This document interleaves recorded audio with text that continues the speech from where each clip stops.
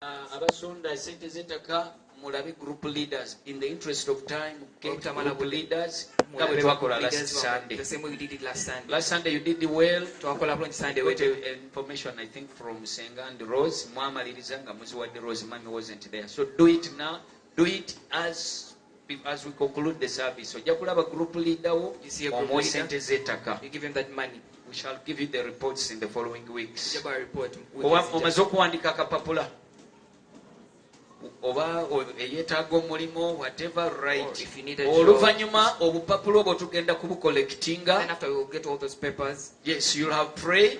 Then oluvanyuma we have an evening prayer altar here. We are going to gather all those papers you've written on. We'll gather as the papers and we are going to intercede. Tugate ku saala z'oba osabye wadde. Then we add to your prayers. We want to see answers. Amen. Amen. Can you get hold of your offering and your tithe? Abagenyi baffe mwena abatukyalidde visitors and new visitors. Mbadde nkusaba Brother Charles taliwo yagenze kuweereza Kenya. Brother Charles is not around. Mbadde ngenda kambakwase muganda wange Baamu.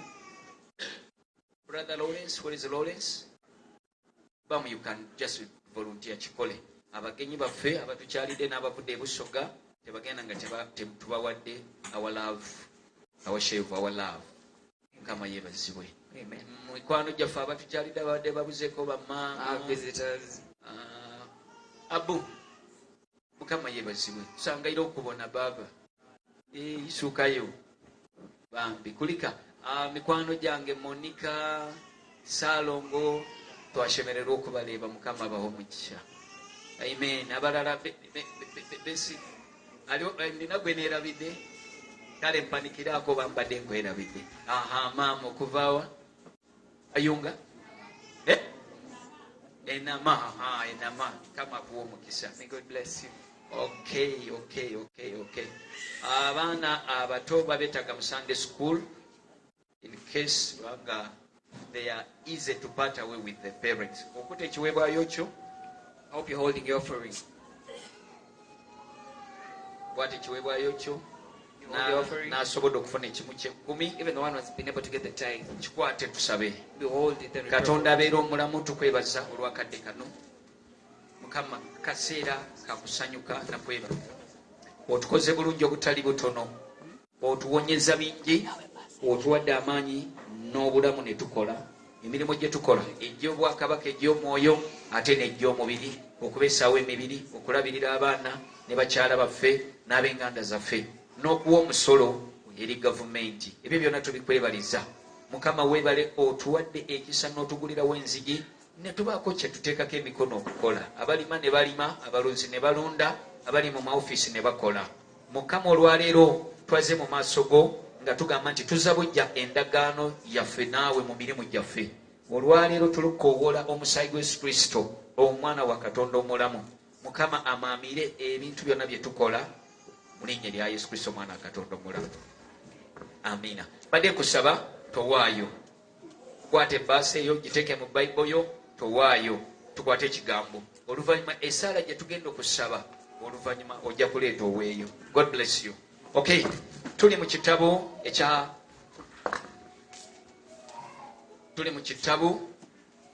Exodus. We're in the book of Okuva. Exodus. Gye tuvudde, these are 2 weeks so far. I think we are in the 3rd week. Tuli mu wiiki eyokusatu. Tubadde tusomesa ku mulokole n'emirimu. Omulokole alina okuba nga naye mukozi. Omulokole taleera bulezi ngalo. Believe and the work. Katonda talina waatuuza omukisa okuggyako ng'omulokole alina kyakola. You know, God has to bless you when you are working. Mukama yeebazibwe. Amen. Ate abalokole tebanyooma mirimu. And believers don't despise Abalokole jobs. tebabeera na malala. They are not proud. No. Abalokole bateekwa kubeera bakozi. They are supposed to be hard work. Kakati ekitono ky'oteekako emikono So okukola. every little thing that you lay hands Katonda on, ky'ateekako omukisa. the Lord blesses it. Naye eno wiiki This week, njagadde mbalage nti buli muntu yenna bw'aba akola. I want to show you that when you are working, wabaawo ebiyigganya omulimu gwo. there are things that persecute your job or your Naye twagala business. kulangirira musaayi gwa Yesu Kristo. But we want to declare the blood of Guwonye Jesus emirimu gyaffe. to heal our jobs, Guwonye ebintu ebirya omuli ali esente to zaffe. rebuke the devourer those things that omuli devour our jobs. alya amakungula gaffe. The devourer that eats up our Omwezi guyise gumu harvest. twali tusaba ne Musumba Nkambwe. Last week we were praying with the pastor. Omwezi Nkambwe. gumu, 1 month.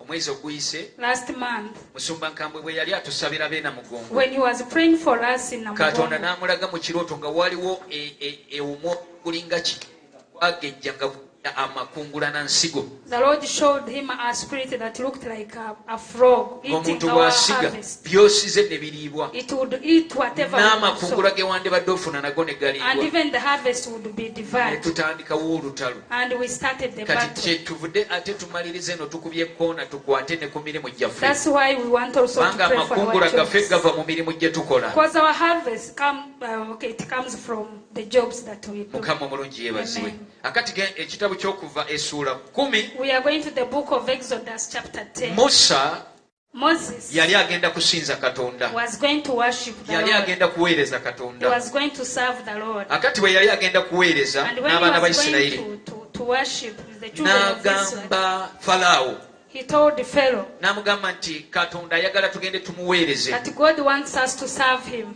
Falaawo n'amubuuza mugenda baani abagenda. And the Pharaoh asked him that how many are going. Asobola okusoma Oluganda amangu atusomere. If you can read Luganda very fast. Tandikira ku Lwomusanvu essuula 10. Chapter 10 of Exodus. Onooyanguwa baaba n'alongo omuganda taliiwo. Judith. Baaba olusungu tugoberere olw'obudde.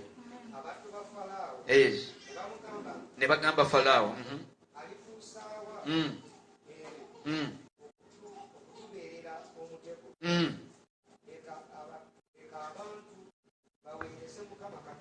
Yes.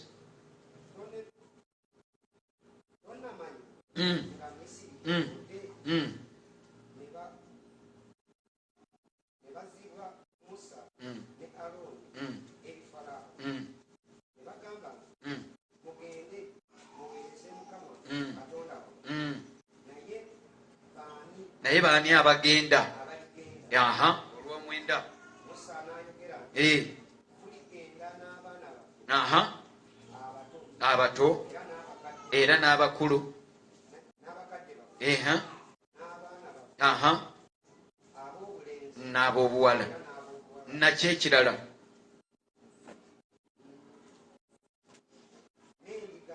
Aha, aha, aha.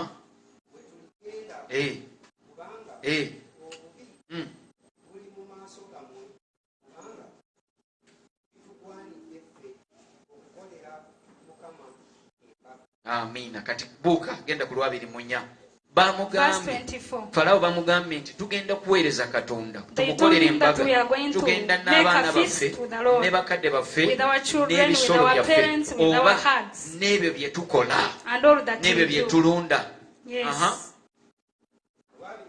Falaawo n'agamba ati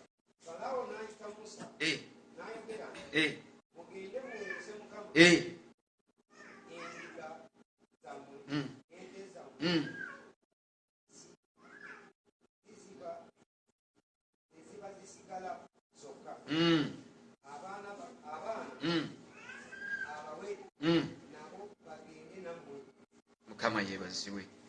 Wulira Falaawo agamba Pharaoh says kale mugende that you should go, naye temugenda na bisolo byammwe that don't go with your flocks. Akati ebisolo bino mbiteeka mu kifaananyi nti bikiikiridde emirimu gye tukola. They represent the jobs Eri that emabega we do. essuula ey'omunaana yabagamba nti temugenda wala bwe muba mugenda. Chapter 8 he tells them not to go very far. Ebyo byonna yagezaako He okubalemesa. was trying to to stop them. Kakati twatandika omutwe ogwatutwala mu kukola. We started Ne tulaba the nti theme tukola emirimu egy'omwoyo n'egy'omubiri. and we said that we do spiritual jobs Naye and enkomerero physical ya ones. bino byonna bye tukola, And at the end of it tukola wamu all, ne Mukama. we work with the Lord. Mukama omulungi yeebazibwe. Amen. Bw'oba okola, When you are working, Katonda ateekwa kubeera mu mirimu gye. the Lord has to get involved. After all, what is your motive of working? Ekigendererwa ky'okukolako kye ki?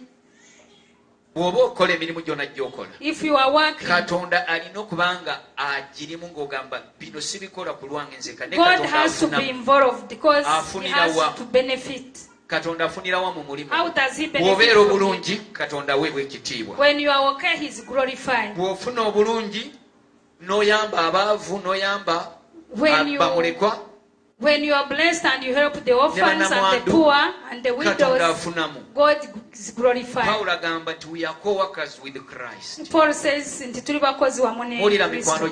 Amen. Kati emirimu gyonna gye tukola, so whatever we kakuba do, okulunda, kakuba okulima, kagibeere gya ofiisi, whether office work, Bayibuli egamba nti oyo yenaakola nga takola ne Katonda, the Bible says that oyo whoever akuuma works n'atakuuma minus ne the Lord, Katonda, oyo akeera ku makya ne yeebaka leeti nga Katonda tali naye that you akulira bweri. rise up very early and then you So, go to bed late and you are not God with is God. supposed to be with us in whatever we are. Mukama ateekwa okuba We naffe. have to partner with God. Tulina okukola wamu ne Mukama. So abaana ba Isirayiri, they were supposed to go and worship God with their flock. Abaana ba Isirayiri baali balina okuweereza Mukama I am imagining n'endiga this zaabwe. is what for you don't have the flock, Oyinza okuba toyina endiga ezo n'ente, but you have your job. naye olina omulimu gwo. In your place of work, Ku mirimu gyo you must show that you are with God. olina okulaga nti oli ne You Mukama. must be faithful. Olina okubeera You mwesigwa. must be hardworking. Olina okuba mukozi You ennyo. must pay taxes. Olina okusasula emisolo. Mukama yeebazibwe. Amen. You must obey your boss. Olina okugondera bakama Basobole okulaba Katonda mu mirimu gy'okola. so that your God is manifested in whatever Abeekozesa you do. Those who are emirimu gy'okola self-employed, oteekwa okuba nga Katonda alabika mu njogerayo, tobogolera bakasitoma. if you are self-employed, don't back at your Togenda kuseera customers. bakasitoma newankubadde neighbor aseera. You are not going to be very expensive much as your neighbor is also Eri expensive. agamba pastor gwe tomanyi bya business. Someone is saying that you don't Eh? know the business. Oli bw'akwata akadomola n'akasala gweyongeramuko katono mukitegeera abakumaana. Do you know what Domolo I'm talking kenkana katya? about? Those who are selling chapel. Gwefunaye nze bayibuli erina wengambye kati eri agamba The Bible says- ebyakyuka pasita. Someone is saying that things change the past. Tuwa misolo ku mafuta, tuwa misolo We wano, give tuwa taxes misolo kwera, tuwa everywhere. misolo. Naye nze nsaba But saba I'm praying. Katonda gwakuwa amagezi oleme okukola ng'abensi bwe May bakola. God give you wisdom so that you don't do like Kale Hebrews kakibeere bwe do. kiti oba naawe wasaze kadomola ng'aka neighbor. If you also cut a Jericho, Gweyongerangako obwanda nga 5. at least try to add, to give nyongeza. Amen. Kati nze nasuubulako nalina edduuka. He also had a shop. Nakati nze nina kye nakolayo There is baneiba kye what he bataayi. did that the neighbors didn't have. Nagulayo switi ng'ezo manyi zo si za kukola magoba. He bought sweets that were Buli not to mwana make gwe profit. batuma. Every child that was Ka sent, sweet. I would give Buli us. gwe batuma He would give us. olowooza ku dduuka lya neiba addayo n'alinnyayo. You think those kids go back to the neighbor? Ng'abaana bajja wange. The kids Era ne would we come. natuuka edduuka ne ndivaako nga sirikwasaganya ne kyaki. He eventually Bwe left it. nateekako n'agaba naye yakola bya kirokole nnyo, ebyo nabyo twetaaga kubiyiga. Yakola bya kirokole nnyo n'agaba amabanja ne leero tegavangayo. He gave things on credit and up to today they have never Ate paid. omulokole bw'oba okola bizinesi ate beera mugezi newankubadde olina kubeera na You kisa. should have wisdom much as you are supposed to be kind. Ekisa tokiteekamu busirusiru. You know, kindness, you shouldn't involve Manya wookoma foolishness. okugaba amabanja nange bwe nzija oli waddembe kulinnyima. You should know where you should stop Era giving them. abangoba luli ne bangoba ku kiro ya 12 nange kati kasoli yakaze. Tolaba nti bangoba ku dduuka ne banjigiriza kulima. They taught him how to dig. Ebijanjaalo siguze si zonna eno. He has Era not bought simanyi bbeeyi. beans and he doesn't Naye know the lwakubanga price. bangoba ku dduuka banyima bbanja. Just because he was denied the credit. Kama yeebazibwe. Amen. Kati abamu bwe bakugobanga kuba mu ngalo. Amen. Whenever Naye they bwe just, bakugoba ne okuba mu ngalo. do you clap Nange when you are kyannuma naye chest? kyanjigiriza. Pastor was also happy Akugoba that he akola learned atya? the lesson. Amen. Kati ne gy'osula bwe balikeera ne bakugoba siima Katonda. So if they chase you away from where you are renting, you should thank God. Yeebazibwe. Amen. Naye kyetudde wali ku mulamwa. Abooluganda omuntu yenna bw'oba onookola If you are to work, teeka mu Katonda.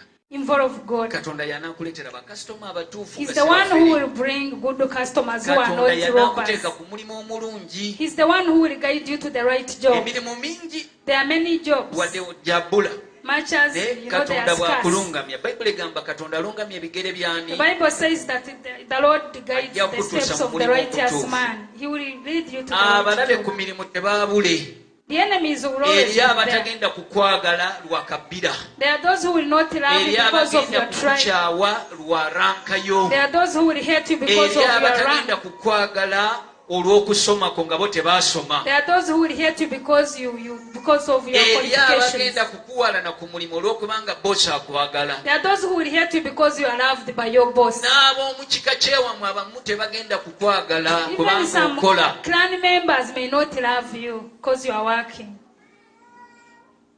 naye bw'obeera ne katonda But when you are with God, ojja kulaba buwanguzi. you will find victory. Mukama yeebazibwe. Amen. Emirimu Jobs, bagikozesa maanyi. you know you are supposed to handle them with strength. You are not supposed to pray with Jobs. bw'oba kola as if you are doing for Jesus. Ekyo kiri mu Befeso sigenze eyo Befeso Kola nga akolera Yesu. tolinda bosi okusooka kulaba biki by'okola. Don't wait for your boss to come and instruct you and see what you are doing. Abamu tumanyi kusaba mirimu ne tugamba I am self motivated. Some of us when we ask for naye jobs, bosi buli lwagenda tugamba nti nze n'aba sirenda ng'ali muliivu kundagira. nga naawe ebyuma oteeka wansi. When you see your boss has gone, you also put your things down. Mukama yeebazibwe. Amen. Katonda ayagala tukole tubeere n'abeesigwa. God wants us to be faithful. Obujulizi bwe mbawa The testimony I want to give you, nakolako ku mulimu he has ever worked. bwe nava ku university. When he left the university, Akati ku mulimu bwe nali nkola guno obujulizi siswala kubuuko I'm not ashamed. nga taamu bw'eba etandika akasaala kaali katono. The salary was so small. Ompulira mukwano akasaala kaali katono. The salary was Akati so oluusi small. abaana bwe baali nga baddayo nga sirina bintu At bya times my children would go back when I don't have enough. all office stationery was in my hands.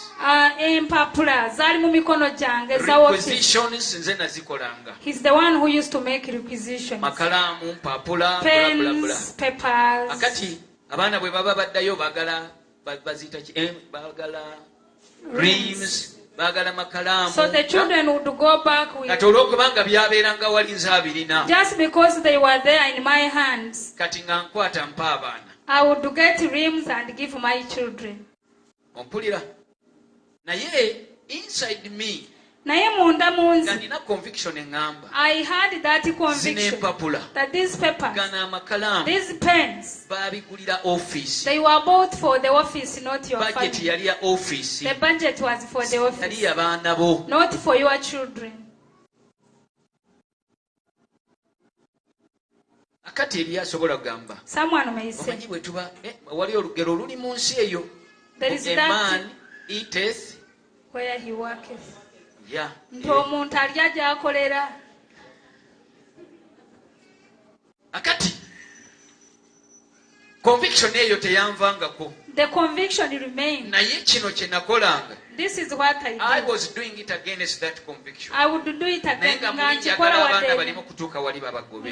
I wouldn't want my Singa nali children to be namanya Rose tested. osanga nandigenze nga I wish I knew Sister Rose before. I kubanga would ennaku zino borrow. yampola nensasula These luvannyuma. days she gives me and I pay after. Naye gwe bw'ojja kumwewolako osasulanga. But when you come to her, make sure you pay. Kama yeebazibwe. Amen. Bino nabyo katubyogere. Let's talk about this. Ankomaawo otegedde kye ŋŋamba. Amen. Amiina. Kakati wuliriza. Akati bwe mba nva ku university. So when he was leaving the emirembe ne university, gimbula. he had no peace. Naye ekyamagezi kye kino kye But nakola. this is the wisdom. Nawandiikanga. Every time he would give a rim, he would note it Nga down. nina lisiti. He had a list of the things ngenda neneesuubiza. he would promise himself. Bwe naafuna omusaala. When I get a nja job, kugula riimu nkole I ntya. will buy a rim and replace. Nga olowooza eddako. You think he Akasaala would? kali koloni. The salary had a loan Obimanyi. that he Niko was renti. servicing. There was rent. Funa mitwalo gyali oba 5. Kuliko renti ya mitwalo 2. Rent Aha, of kuliko 200,000 kuliko kimu transport. kya 10. At times, Kuliko fiizi z'abaana Fees for bosaagala the children, I kukubuulira. don't want to Kati tell pressure you. ogiraba. The pressure was too much. Kati bwe nva ku university. So when he left the Omwoyo university, Omutukuvu n'addamu the n'anzijjukiza. Holy Spirit reminded me Kalisiti. the list. Kaki? The list. Kakati nakwata ssente He got the money. nenzirayo ne shopping empapula He bought ne papers, baasa ne pakiti all the z'amakalamu rings of papers, the envelopes, the pens, paka ku university. up to the university. Nensanga bosi wange I found my boss. nemugamba I told her, nange bwe nali nkola mu ofiisi when I was working here in this office, bino ebintu nali nabikozesa I used these items, naye si bwali mu butuufu bwabyo. but it wasn't the right way of doing Kubanga it. fringe benefits Kubanga ezaali zimpeereddwa bino tebyalimu. the benefits that I was supposed to get, these were not supposed to be part. Nembizaayo He took them back. kati n'abiyitamu n'abitunuulira. He looked at them. Yaggyamu envelopes, He removed the envelopes empapula and the paper. n'amakalamu n'aŋŋamba kati nange mbikuwadde officially bitwalira abaana bo That basome. I've given them to you officially. Take them to your Naye children. nze nali neetikula kiriwa But for him, he kiri was ekintu ekyali offloading kintuddeko the conviction of what he had done. nga sirina mirembe Had no peace. naye nga mu kanisa bwenzi But in church, tendereza yesobola would okujja sing. naye nga conviction But the endiko. conviction would continue to haunt Kyeŋŋamba me. kye kino What I'm saying is kati gwe this. katonda kumpeera ekisa obeere mwesigwa. May God give you the grace and you become faithful where you are working. peeni z'abendi tozireeta awaka. Don't bring the pens from the office. kati eri agamba gwe nga wazijjayo nze nawo nakisa kyataasa. The grace kati singa saved me. katonda yantwalira awo. Supposing I died that particular time. Mukama yeebazibwe. Praise the Lord. Kati njagala nkulage nti buli mulimu ate guliko ebigwiganya eriyo corruption kati eyo yali corruption I want to very show you that silent they are corruption persecutors of our jobs. nga yo nze agirimu kati eriyo ne corruption enene eri ku mirimu eyo. There is a lot of corruption at the place of work. akati boosi lumu ng'aŋŋamba My boss one time told me bamuwanga petty cash. he used to get petty cash. kakati bw'amala ye agenda n'alya. He would eat it. nakati ku end month nga mpita. And the end of the month he would call me. You go get blank receipts. Get blank receipts and Feeling fill these them. things. Ataddeko petroli saamulaba ng'agikozesa. Ataddeko He would put those things that I'm supposed to write receipts for. ataddeko kyayi gwe saalaba nga tunywa twanywanga mukalu. Kati mba mbikola As I was writing Mukamera those n'addamu receipts, n'aŋŋamba. he's the one who, naye by'ojjuza Provide ebyo the obitegeera obimanyi. and the Lord and the Holy Spirit convicted me that, do you know what you are Embeera feeling? ng'atawulidde I pretended as if I kubanga had not. yakolanga atya at the end of the day ng'akola atya nga mpaddeyo waakiri mutwalo bwe mala kuwandika ka At receipt. least give me 10,000 after writing those receipts. akati ogwaddako n'akaleeta. And the Ku next time luno she brought omukatuliki the yeyamboggolera. this time it is a Catholic. omukatuliki yasanga nkawandiika. She found me writing. mukyala twali tukola naye n'aŋŋamba pasita naawe okola ebyo. Pastor, even you are writing for her. kati okuva olwo nempanika ne neenenya. I confessed, I surrendered. natuuka wane na mugongo ne nkwata akasimu I got the n'enkubira phone. boosi wange. I called. ne mugamba boosi okimanyi I told. sigenda kudda mu kuwandika I will never write Omwoyo for you Mutukuvu those yanyiize. receipts. The Holy Spirit is annoyed. sigenda kuddamu kukola accountability ya Petty petty cash. cash wo I will not kwesaakola naawe account. kwesaalya naawe okuva olwo boosi n'anta n'abiwanga abatali I will not account for your petty cash next time. akati ku mirimu eyo waliyo ebisoomooza. There are challenges at the Eriyo place of ebikemo, work. There are temptations. weetaaga katonda. You need God. abakyala abakola mulinayo ebikemo Some baboosi ladies- baagala babakozese bw'ataba katonda you can easily give. If it's not God, you do easily give in. n'abasajja abakozesebwa boosi wo bw'abeera mukyala. Or if your boss is a lady. For men. nze nababuulirako baagezaako. He told us that they tried him. amiina. Amen. naye kyali kisa. But it was the grace of God. nasabanga. I would pray. oli nakeera boosi mulamba kamini kali wano. My boss would come in a minute n'atuula and she would sit. n'agamba Elijah nseetingira kebbo eri awo awo. Elijah, set for me that cable. nteeramuko ng'ogiteekamu nga Mukama yeebazibwe. Otegeera kye You ŋŋamba. understand what I'm telling you? Katonda yeetaaga abeere naawe mu mulimu gw'okola. You are supposed to involve God in whatever you are doing.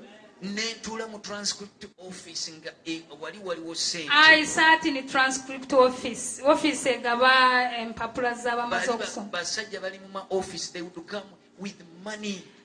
People working would come with money. Bajanga ne sente. Omu yali ku district e Kasese. One was at the district. Yanoonya n'awaka najja n'anoonya Even came and najja phone. n'agamba ngambiramu mwami wo n'anoonya mukyala He wange. came and he had tried him and failed and he came to me to seduce him. Nga bubiri buli 2 million at that time was a lot of money and it was available. sinza ayagala ente nnyo. Oli yali yangamba oli naye yali manager mulala. There was one who was a manager. Ndina ennume. I have a Oba bull. oyagala nnyana nzungu. If you want a Frisian olowooza cow, byali byangu okugigaana. you think it was easy rejecting it. Naye bw'okwata Katonda n'omugatta But mu when you mirimu involve God in n'ebikemo whatever you ebiri ku are mulimu doing, ojja kubiwangula. you will overcome all the temptations at the place of work. N'obwesigo ojja kubukola. And you will be faithful. N'emisolo tujja And you kugisasula. will pay taxes. Sasula emisolo wadde gituluma. Pay taxes Nga bwe much as... tusaba munange kati It's ababadde not- musaba temulaba nti bakendezezaako okugwa. Don't you see that you prayed and they reduced the Newankubadde tax? abamu bakyatubba. Much as some are still cheating. Abakyala abo them. abayeyataimu n'abasajja Katonda basaasira. Ogenda wali n'osaba Easy Road n'agamba nze nteekamu 200. You ask for And easy they road have and the they commands. add 200. Easy Road bongeramu 200. They add 200 Kati era shillings. nabo bagamba kiva eri waggulu. They are saying Naye it comes tusabe from above, but we are going Katonda to asobola pray. kubitereeza. The Lord may put things Pressure right. y'amaloboozi g'abantu esobola kuddayo mu parliament. The pressure of the voices of the people may go Mukama back to yeebazibwe. the parliament. Kakati njagala kulage nti Nehemiah I want to show you that Nehemiah naye yalina omulimu gwa kukola. also had some work to Naye do. he encountered resistance. N'asinkana Naye wano ebiziyiza. mpiseeyo mu Exodus okulaga nti Katonda ayagala tumuweereze n'emirimu gyaffe. God wants us to Bano serve baali him with our balunzi jobs. nga These balina were okugenda farmers. okusinza Katonda n'endiga They zaabwe. were supposed to worship God with their flocks. Omulimu ogwo leka guwese Katonda ekitiibwa. Let your job glorify God. Y'okola ku mulimu eyo leka abantu bagambe nti Katonda ali naawe. Whatever you do, let people say that God is with you. Fuga embuzi zo. Yes, just control your goats. Ebyo nabyo kati kambawe bana abalunzi. The farmers. Katonda abeere ne mu bintu by'okola. May God get involved in whatever you are doing. Mpulira mikwano. Saba Katonda kuwa amagezi enkoko zo zirimu May okufuuka God ekizibu give you w'abaganda. wisdom. Let your hands not become a problem to your neighbor. Nze zange nazijjawo nga zinfuukidde ekizibu ne neighbor. He had to sell his, Naye nja kuzizaawo. but I will Enkoko bring them back. nga zitakula gundi ennimiro z'abaneighbor nalina The okuzimba hands ekiyumba. would do, Naye disturb eriyo the baneighbor nga balokole. There are neighbors who are born again. Kati bajja kugamba bwe batandika okugambako nti enkoko zo When they try to talk to mu you, linnya lya Yesu mbasiba eminwa mu linnya lye balina you obujja begin to Nedda, bind tosiba their minwa. lips.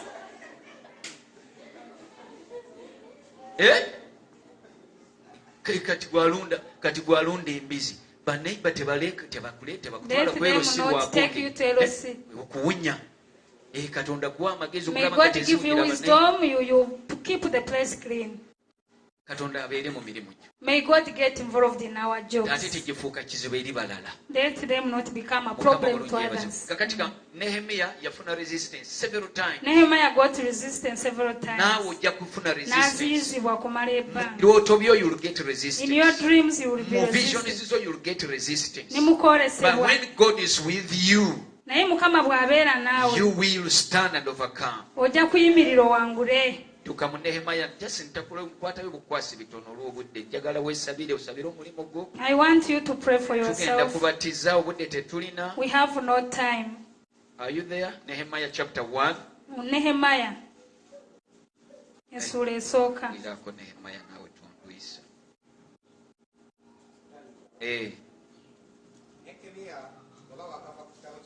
Yafuna omulimu. He got a job. He got some work to do. Yes. Mm. Mm.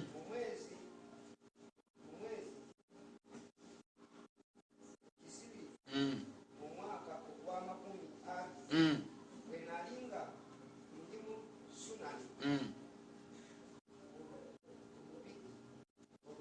olwokusatu yali mu lubiri ng'aweereza kakuyambe tuula kambiyitemu babayita batya mu Luganda lukwakwayo aba last Sunday some people complained olwa speed yali olw'omubuulizi naye munzikirize kale nja kubuukamu mpola mpola. I will jump okay. some of Verse 3 egamba nti they said unto me that the remnant that were left of the captivity there in the province are in great distress and reproach, for the wall of Jerusalem also is broken down. And it came to pass when I had these words that I sat down and wept and mourned certain days and fasted and prayed before the God of heaven. And Sarah sigenda kugisoma atandise okusabira ebisenge bya Yerusalemu ebyagwa gufuuse mulimu n'afuna badeni buli muntu yenna ayingira mu mulimu guba mugugu. When you are entering into your job, it's a burden to you. Mukama yeebazibwe motive kutwala mu mulimu esigala ekuvuga n'omugugu gw'olina. That motive keeps lwakubanga abantu batuuka ne bakooyera mu mirimu ne gibatama ne bamanyiira. Naye nkusaba bw'osabiranga mulimu ojja kusigala ne passion yaagwo. Bwe bituuka nga passion owulira nga ekende osaba Katonda n'akurenewinga oba n'akuwa maybe a change of something. Oyinza kubanga omulimu gw'okukola sumbusa kati nga bbamu nga gukukooyeza nga gukutamu. Oyinza kukyusa sumbusa neva kubeera sumbusa y'ensonda nefuuka sumbusa eringa musibataayi. Ani yali alabeko sumbusa ya musibataayi? Eya musibataayi gwe walaba omanyi ya nsonda eya bbamu wagirabako eya musibataayi. Akati bw'olaba nga bikubbowa nga sumbusa y'ensonda nga n'abantu tebajja kyusa okolemu eringa musibataayi munda eri ebeera holo neteekayo obusaza. Ojja kulaba nga waliwo abagibuuza oba gwe kola eya sukweya ku mulimu oluusi ofuna bowadomu naye Katonda bw'obeera naye akuwa ideas how you can change. Ne bakasitoma osobola kubabbowa. The Holy Spirit can renew you. But I want to show you that as you do all that, you are purpose to progress. But the enemy doesn't want you to progress. But when you are with God, you will make it. Now, Nehemiah, abalaba abasooka bamuyita Tobiah, chapter 2, verse 20, verse can you go to verse 10? When Sanballat the Horonite and Tobiah the servant, the Ammonite, heard of it, they grieved exceedingly. Awo ne bavaawo kati genda ku lw'ekumi n'omwenda ndi mu wano waliwo abantu abanakuwala kuwulira nti wafunye omulimu. Waliwo neighbor anakuwala okulaba nga gwokeera akagato kakubye okutta ebbaaga ogenda kukola nga ye talina mulimu. Kakati baava mu kubeera babiri n'endaba essula 19 baafuuka basatu. Ne beegatibwako Omuwalabu. Eno gy'obadde olowooza nti obadde olinayo atakwagala ogenda okulaba nga waliwo ate abeegasseeko abalala. Ne we baatuuka ne bamugamba va ku mulimu. Waliwo eddoboozi erisobola kukujja ku mulimu nga so tewandikugema. Waliwo n'eddoboozi eryagala kukugobesa oluusi ku mulimu. Waliwo abamu abakuwandikako ebikyamu. Waliwo abamu abakurekomendingako obubi. Waliwo abavuganyiza mu ddogo. There are those who compete with you through witchcraft. Naye mu byonna Katonda abeere naawe. But in all may God be with you.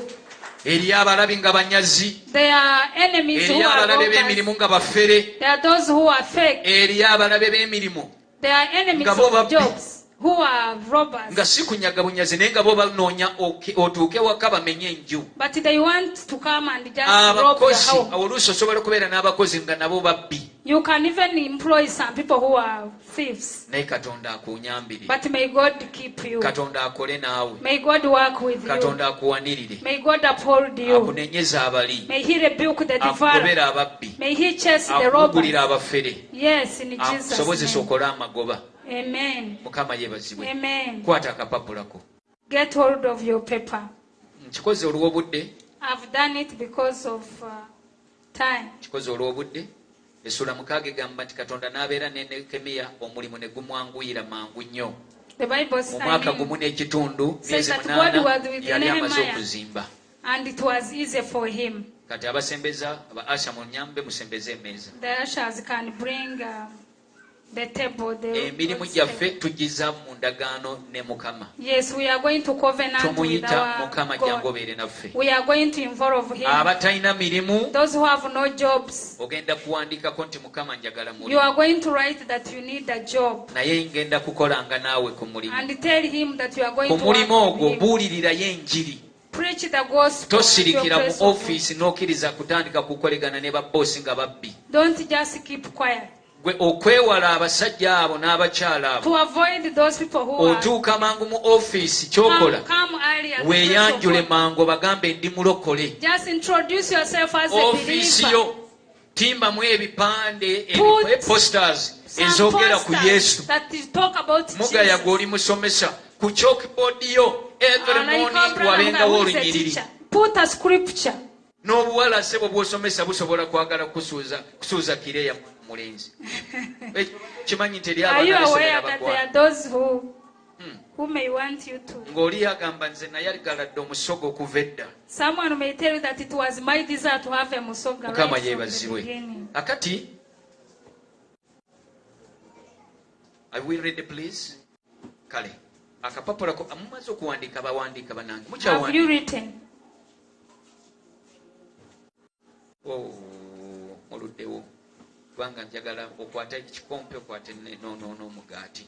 Ebintu bino bye tukola biri mu Bayibuli naye It's tubitandika biblical, and we are kye tugenda okukola practically kikino. doing it. Yesu Kristo bw'akubwa ku musalaba, When Jesus was nailed on emigo the gye cross, baamukuba gye gikola gitya? when he was striped, Gye gituwonya. we are Bwe healed. baayuza omubiri gwe, When his body was bruised, it brings healing and deliverance to us. bireeta okuwonyezebwa gye tuli. Bwe baamwambula, When he was bino byonna bye mulaba mu naked, firimu ya Passion of Christ si bwe biri. the things you see, Yesu Kristo the film. baamwambula, he was naked. yali bukunya bamwambulira ddala. Tewaliyo kintu kiruluma muntu yenna okumwambula n'abeera bukunya There mu is maaso g'abantu. nothing that hurts. If you can never imagine yourself Like the way naked you are before, can you ever do it before people? Osobola kweyambula mu maaso Ebyo g'abantu. babikolera eri mu masabo. Kati munzikirize mbaweeko na kino abasaba tusabire ddala. Those who are Ekitundu kyaffe kirimu abeekwese mu linnya lya Yesu Kristo. in our area, we have people Ekiranga ababadde musaba musabire ddala. who pretend to be. N'amayumba mwe basula tumanyiiwo, we have all the information. Naye Yes. waliwo overnights ezigenda mu kitundu muzimanyi. There are Muzimanyi overnights ebeerawo. going on. Naye importation eri mu ezo rooms every night abakyala baba bakyusa bukyusa. It is just in the vicinity. But they change wives. Beekwese mu linnya They lya change Yesu women. naye ng'obwenzo bw'ekika kya waggulu. There is a lot of immorality Bava of eri highest baka order. abasajja abawala abazze eno Ladies, bajja mu overnight ladies. naye bamaliriza bonna basimbye lunyiriri awo mu bwenzi. Just go there in the name of, having overnights, and they begin. Kakati lwaki ekyo nkikugamba? Why am I telling you N'ekitundu this? kye tukoleramu emyoyo gy'ekitundu gisobola kukubya mu Even mirimu. the areas where we work from, Ebitundu ebimu some babiwongayo. places are attacked by Ebizimbe thieves. babiwongayo. Some buildings are Amaduuka dedicated. bagawongayo. Shops are dedicated. Offices ezimu abamuze muyingiramu. Offices are dedicated. Be musikira musanga nga bakoleramu mirimu The egy'obuzibu. people you replace Nga at the baagala place of benywereze work, ku mirimu. you may find that they put Kati some gwe witchcraft olina somewhere. okusabira ofiisi ezo. So you have to pray for Entebe those gisabire. places. Pray for the Sabira chair. kompyuta. Pray for your computer. Sabira ofiisi. Pray for your Nze office. nabagamba omusajja gwe nali nkola naye yali asabira wa nabbi Kakande. I told you that the man I used to namugaana work with, kufoojinga bipapula. when I stopped him from forging, Yansooka ku makya n'aleeta amazzi n'agayiwa he wansi came very w'entebe. early and brought the water and poured under my chair. Ng'ayagala bwe n'agalinnya mu bwenti. That when I step in the water, Kubeere kusiraana gwange. I just Naye get mangu nnyo bwe ring. nalaba amazzi nga bakirina tebanakirininga Mwoyo Mutukuvu But n'aŋŋamba when I yazze saw the water, yayyeeko the Holy amazzi. Spirit told me that he poured in his water. Nange ne ndumba ne ngenda mu maaso ga And Mukama. he went before the Lord. Esaala gye nasaba yamusengula ate nga ye yali The bosi prayer wange. that I prayed uprooted him from Mama the yebazibwe. office, and I remained there alone. Kakati wonna w'oli Wherever you are, nze nagulako nina mukwano we twagenda ne tugula piki.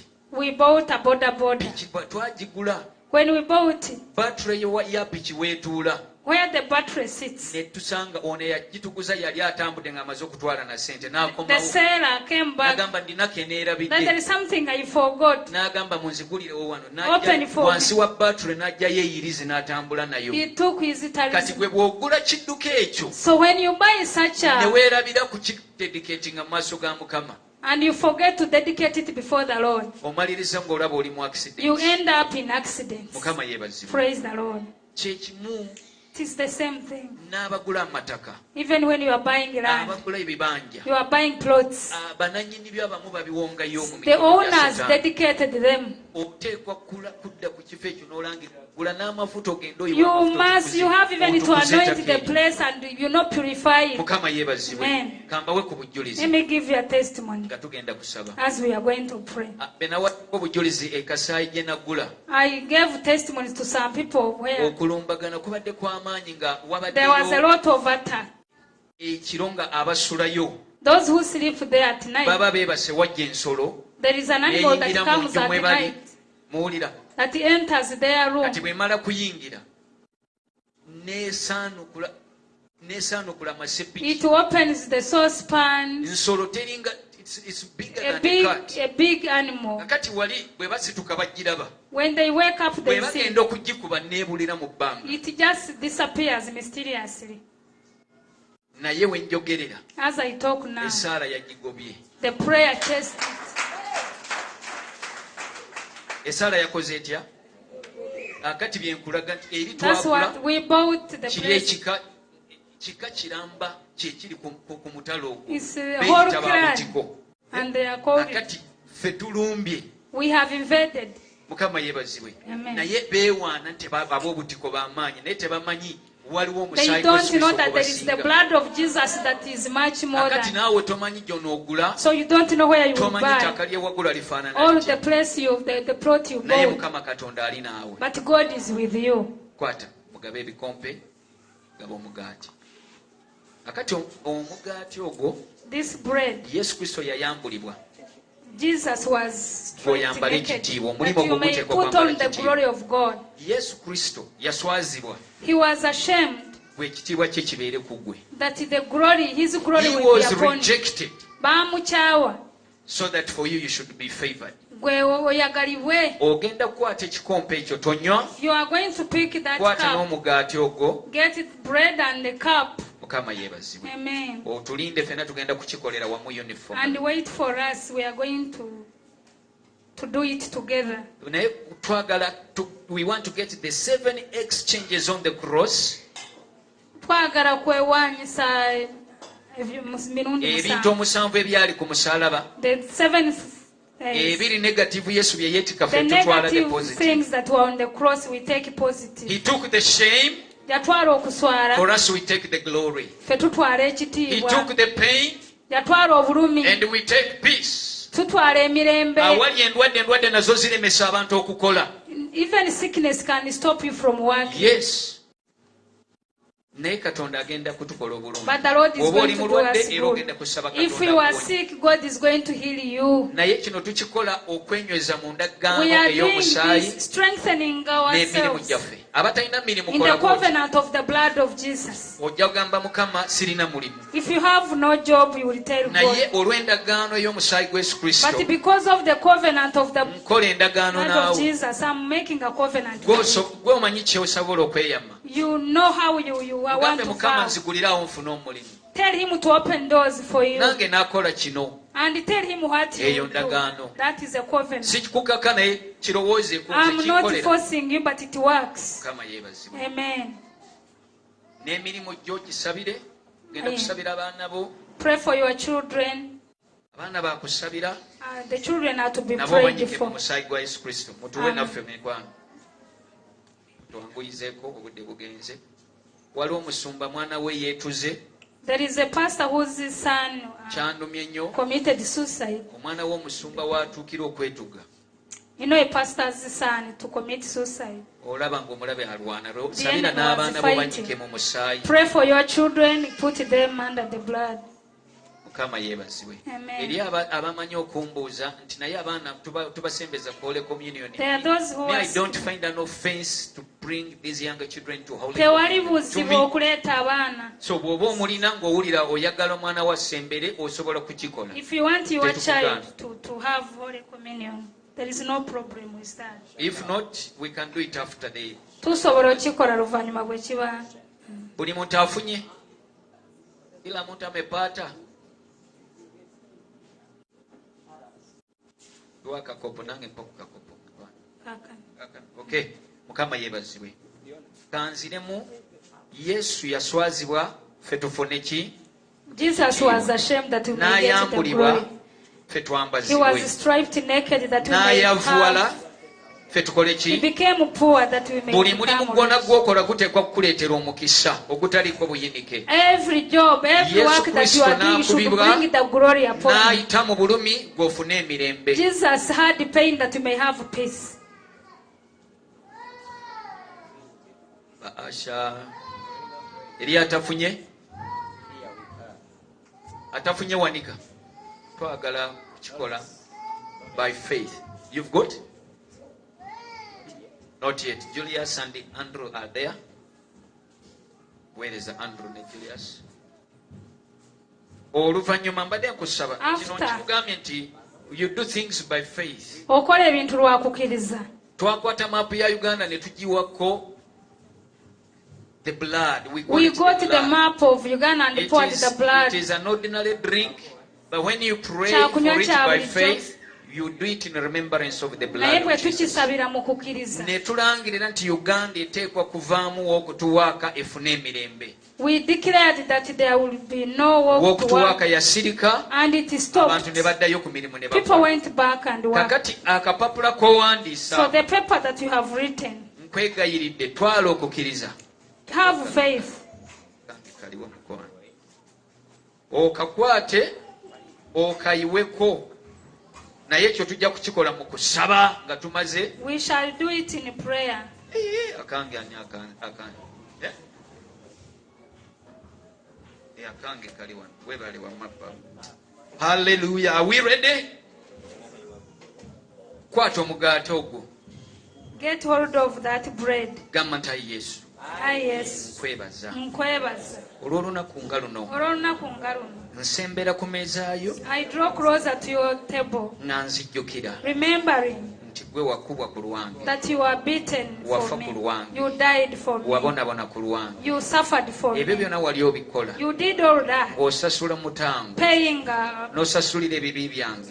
a price for my N'osasulira sins ennaku yange. and my pain N'osasulira obwavu and bwange. my poverty N'osasulira okubonabona and kwange. my suffering. Mu linnya lya In the Yesu. name of Nange Jesus. nga nkutte omugaati. As I hold this bread, Yesu wagamba. Jesus, you Nti say kino tukikolenga that we should do this, nga tujjukira remembering endagaano the covenant gye wakola that you did okuleeta obununuzi. to bring salvation. N'otugatta wamu ne Katonda. And you joined us with God. Bayibuli egamba. The Bible says Abeefeso in Ephesians essuula esooka olw'omusanvu chapter 1 verse 7 nti mu musaayi gwa Yesu that in Kristo the blood of Jesus mwe Christ tusonyiwibwa ebibi we are byaffe forgiven era ne tununulibwa. and we are redeemed. Mukama twenenya mu maaso go Father, we ne confess twatula obutali we butuukirivu. confess our unrighteousness Mukama ne bye tutajjukira and all the things we don't mu remember linnya lya in Yesu. the name of Jesus. Mukama nga tuli mu maaso go As we are before you, twetoowaza wansi we w'omusalaba humble ourselves before the nga cross, Mukama tusaba tunaazibwe, asking for forgiveness by the tusonyiwibwe, blood. tutukuzibwe, We should be sanctified, tusembezebwe, should be drawn totugoba mu closer. maaso go. Don't chase us away from your N'omusaayi presence. ogwogera ebigambo And ebirungi the blood that speaks better gutwogerere things, speak on our mu linnya lya behalf. Yesu. In the name of Emigwa egyakukubwa the stripes nga gikuba omubiri that beat the body, gyakukubwa gikwe gituwonye. that we may be Kati healed. tugiyita We are calling upon giwonye those emirimu stripes gyaffe. to heal our jobs. Ebikwatagana n'ebyensimbi Concerning our biwonyezebwe. finances, be healed. Ebikwatagana n'emirimu gyaffe And our mu jobs, bibuga ne mu byalo in city and biwonyezebwe. be healed. Amataka gaffe Our land, ge tulimiramu ne gatabala where we gawonyezebwe. be healed. Mu linnya erya Yesu. In the name of Ebisolo bye tulunda, Our animals, amaduuka that we mwe rent, tutuula, the shops, ofiisi gye the tukoleramu, offices where we naye sit, nga tetufuna nnyo and we ne don't tukola nnyo And we ne offer tusasulwa kitono We get- ne tukola nnyo We offer ne what? tunyagibwa. and we achieve. Olwaleero Mukama Today, nga tuza bujja we are renewing endagaano the eno naawe covenant with you. tuyita We amaanyi are calling upon the power agaalabisibwa mu kufa kwa that Yesu. was manifested unto Bayibuli us. egamba bwe wafa The Bible says that when you die, amaanyi go ne galabisibwa ku Yerusaalemi, your power was enjazi manifested. ne zaatika, The rocks cracked. entaana z'abafu The graves opened. nazo ne zaatika, Yes. musisi ow'amaanyi n'ayita. And the earthquake passed. Era omusajja yali omujaasi And the man who was n'agamba said nti ddala onabadde mwana wa that Katonda. for sure this was Aga the amaanyi time of- gatambulire ku bulamu bwange, May this power be gatambulire upon ku my mirimu life, gyange, my job, gabeere mu ofiisi my yange. office. Mu linnya erya Yesu nkowola musisi ow'amaanyi I call upon the okunyeenya byonna ebibadde birumba emirimu gyange. Nkowola musisi I call upon the ng'oyo earthquake eyerabisibwa Yesu that Kristo was ng'ottibwa manifested unto amaamire emirimu gyange, anyeenye byonna ebibadde bibba, ebibadde bifiisa, ebibadde bibba ennimiro, ebibadde bituula ku nnimiro yange, ebibadde birya amakungula gange, n'ensigo zange zonna. Mukama laba nsize sente, n'ensiga engoye, n'ensiga obulamu bwange, n'ensiga ebyobugaga bwange, amakungula gange ne galwisibwa. Naye laba mu linnya erya Yesu olwaleero amaanyi agali mu ndagaano ey'omusaayi gwa Yesu ganyambe gakwate ku nsigo zonna zensize, zireete amakungula. N'amakungula gange nago agaluddeyo emyaka, nago nga nonayo n'amaanyi g'okufa kwa Yesu.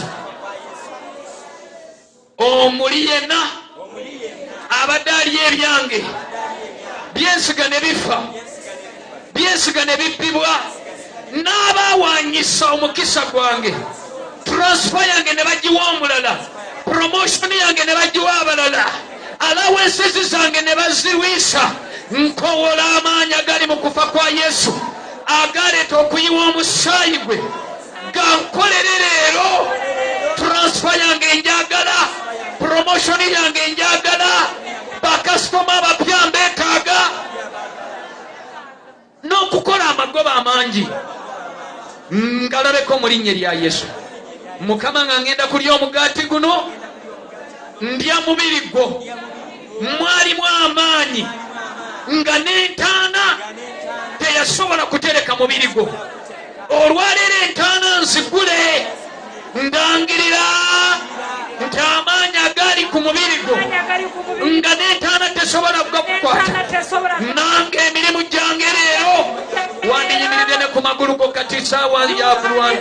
Amaanyi agali mu mubiri gwa Yesu ng'azikirwa, ng'ayita gegate n'emirimu gyange egyali gyafa, egyali gyaziŋŋama, egibadde tegitambula, egibadde giziyizibwa, egibadde giremesebwa, nga nkola nnyo naye nefuna kitono, n'amagoba ne galiibwa, n'amakungula ne gafa.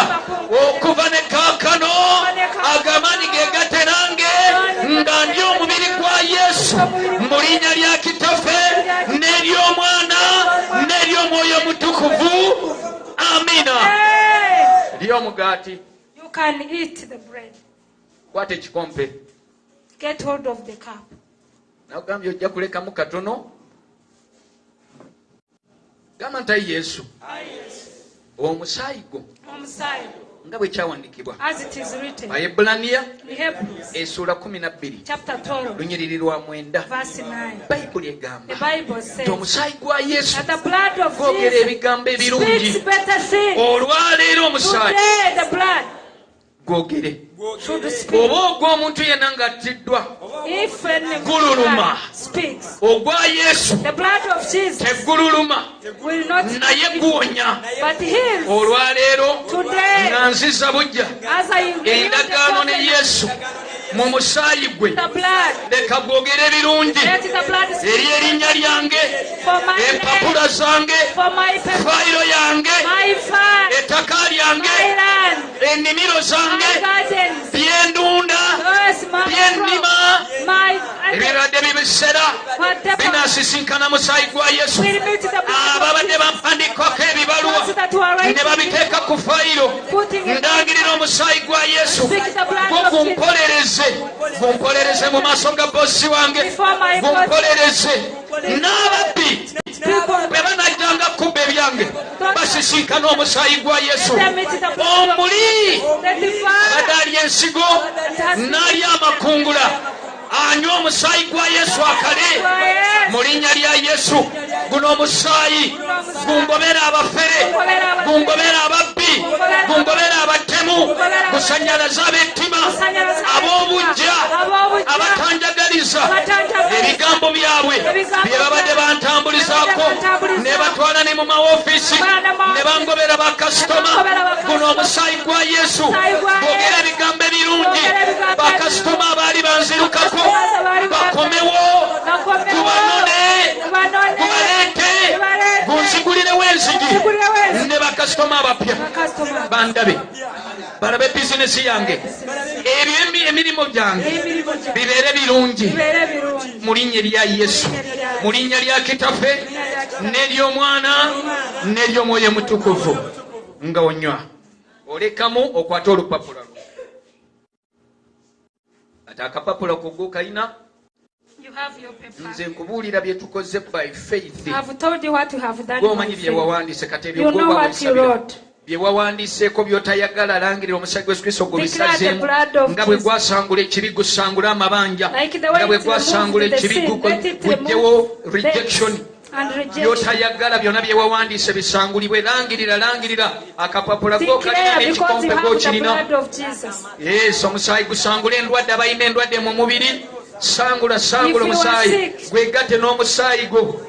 Omusaayi gwa Yesu Kristo gukwate ku red bone marrow onyezebwe. Omusaayi gwa Yesu Kristo gukwate ku fibroids zisaanulibwe. Omusaayi gwa Yesu Kristo gukwate ku magumba agaluma, ennyingo eziruma, emisuwa girongosebwe. Gukwate ku diabetes. Langirira byonna by'omanya ebikutaawanya mu mubiri. Olwaleero omusaayi gwa Yesu Kristo gwoze amabanja, gunaza amabanja mu linnya lya Yesu Kristo. I have done this by faith. Nakulabako ng'olutereeza eggwanga lya Uganda.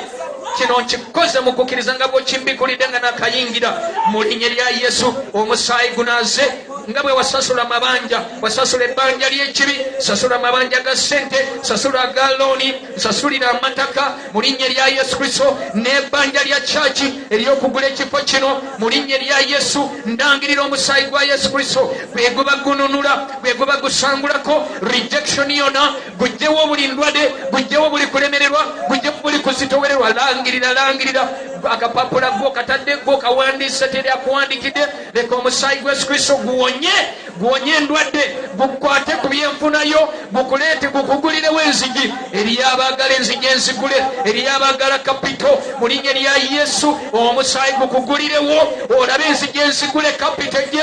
Abalala mwetaaga shimani kapito, abalala wetaaga bwetaazi magezi, endowooza zo zigulwewo. Saba ekyo kibadde kyonna kikwata emirimu gyo. Esente buli lwozikwata nga zikuyita mu buyisi, ng'onoonya nekyokoze nga tokiraba. We declare the power of the blood of Jesus to be upon your finances, to be upon your place of work. Neyo office ng'ebadde eruluma, oyo yagikoleramu emirimu. Entebe gye watuulamu nga bakuwadde transfer erongosebwe n'omusaayi gwa Yesu. Eyo kompyuta wayeerabira nga ziziseemu ebintu. Tulangirira omusaayi ne mu computers zo. Tulangirira omusaayi gubeere ku ttaka lyo ne ku bibanja byo.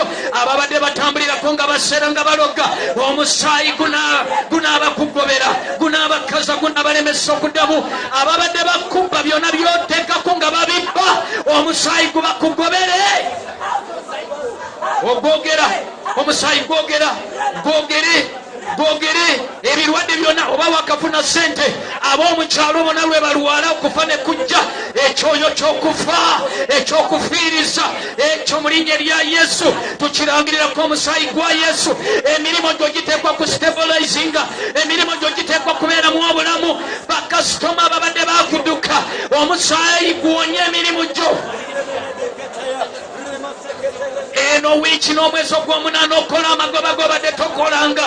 Katonda kuleetera ebintu ebijja mu mulimu gwo oba katonda akukyusiza omulimu agukyuse eriye yeetaaga transfer eriye yeetaaga promotion mukama eriye yeetaaga salary increment ayi katonda abaana bano bakola endagaano nawe mu mirimu gyabwe mukama nabo obadde nabo bandibadde babagoba dda naye babadde batudde ne ku ariyazi zaabwe babadde batudde ku alawensizi zaabwe babadde batudde ku fayiro zaabwe laba mu linnya erya yesu contracts zaabwe mukama baganye kuzirenyuwinga olwaleero tuyita amaanyi ag'omusaayi gwa yesu kristo gabeere ku mpapula zaabwe fayiro zaabwe bazikweka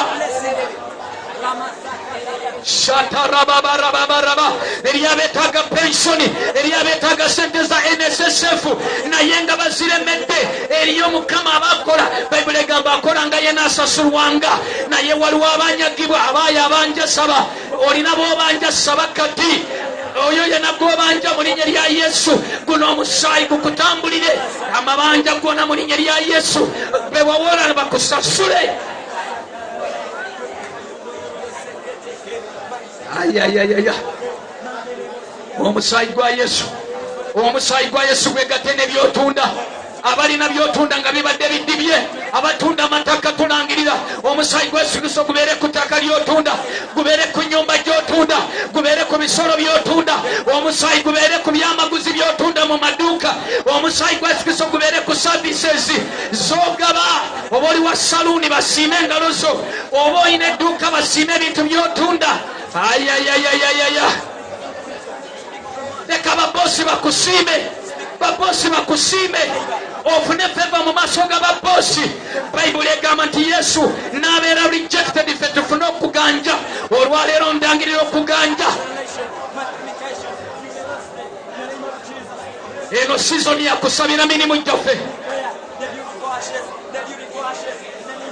abeetaga enzigi enzigule eriyo mukama bagamba bo balina sente naye nga banoonya byakukola tebabiraba tebabitegeera tusabye omusaayi gugulewo obwongo give them ideas heavenly ideas n'abaana baffe tubanyika mu musaayi gwa yesu sabira abaana gwalina abaana sabira abaana sabira obufumbo sabira amakaago sabira enjuuyo abalina emotoka sabira motoka omulaba abadde aginoonya akuyita mu aksidenti guno omusaayi gwa yesu gunakukulembera gukuume mukyala wo gukuume abaana bo gukuume mwami wo gukuume obufumbo bwo oba wabadde wayingiddemu omukyalo owokubiri guno omusaayi gwe gununula obufumbo bwo oba wabadde wayingiddemu omusajja owokubiri guno omusaayi gununula obufumbo bwo shatalabagaya zatalabamandelelebosa in the name of jesus kakati kusindike ku munyenyeyo emunyenye ya yesu yatambula abasajja abagaga ne bagitambulirako ne bamuleetera ebyabo ebye ne bamwetikira emunyenyeyo mu linnya erya yesu your star is supposed to be moving your star is supposed to move it is not supposed to be static emunyenyeyo erina okukutambuza your destiny is attached to your star emunyenyeyo ngisabira neyange ngisabira njambaza musaayi gwa yesu ebyagikolebwako oba sosarwe oba satanism nga bagiwanyisa ndangirira mu linnya erya yesu ndangirira mu linnya erya yesu emunyenye yange emunyenyeyo tujambaza musaayi gwa yesu every moon festival gye bakoze on the full moon nga bawanyisa emikisa gyaffe n'omwezi tugulangirira tugutobya na musaayi gwa yesu bye bakoze ne balangirira enjuba bye bakoze ne balangirira emambya bye bakoze eri ebitonde ne babiragira nti bitulwanyise omusaayi gwa yesu guwangula buli kintu gwe gusirisa buli lutalo naye tulaba obuwanguzi mu katonda tulaba obuwanguzi wiiki eno tulaba obuwanguzi omwezi guno tulaba obuwanguzi katonda nakulabyeko ng'onkubira abalogo n'abafumu ekasaayi ensolo ze babadde basindika nalabye omusaayi gwa yesu nga guzikuba nalabye omusaayi gwa kristo nga gukaza labalaba ntuma omusaayi gwa yesu mu maka g'abooluganda mu ofisi zaabwe mu bizinesi zaabwe daba byona ebyo badde bibayiganya omuli abadde ali alya sente zaabwe anenyezebwe.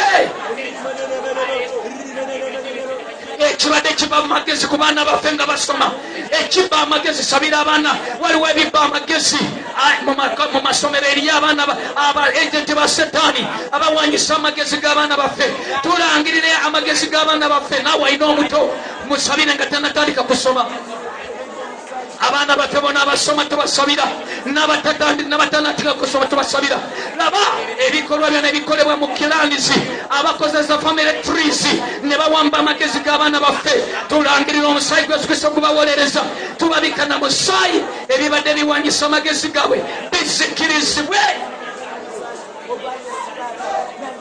Omusaayi gwa Yesu Kristo gutonda ebipya, gutonda abaana munabaana, gusaanula ebizimba byonna, gununule, gukwate ku magumba, gukwate ku misuwa.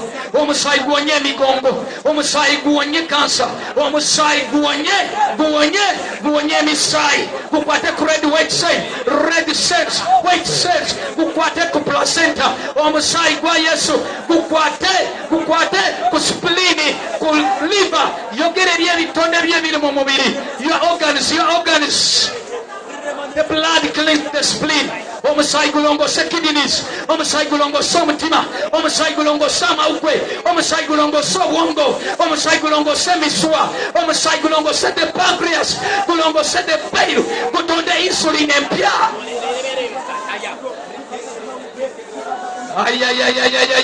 We command the ligaments and the tendons, the cartilages to be healed.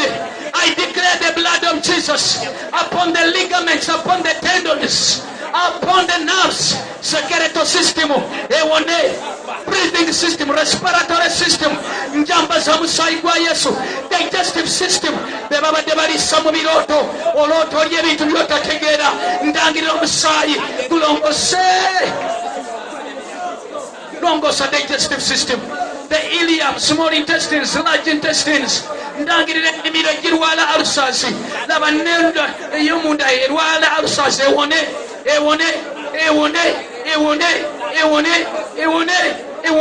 mu linnya lya Yesu.